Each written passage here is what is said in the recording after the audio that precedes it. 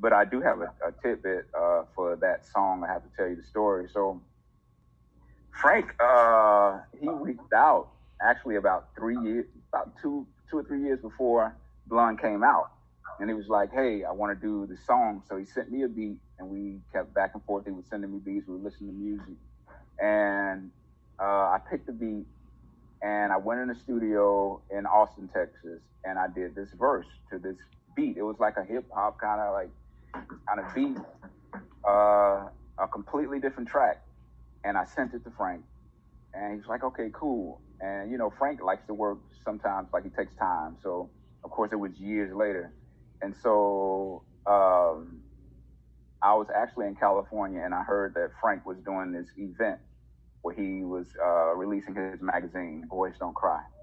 And so me and my girl went down to the magazine stand to just support it. We went down to pick up the magazine, and the album Blonde was actually in the magazine. So we were riding home, and we put the Blonde CD in. And so we're listening, and it's like, oh, it's jamming. And then my voice comes on. It's just out of nowhere. Like, he didn't tell us that it was coming out. He didn't tell me. I've never heard it until it was on the album. So, and actually it was completely different from what I laid it down to this whole beat. And he took my verse from that beat and then had it. It was the genius of Frank. He put it on piano alone, no beat, just me and the piano. And that ended up being it. But I didn't know that I was on the album until I was riding home as a fan, listening to Blonde. I didn't know that I was on the album.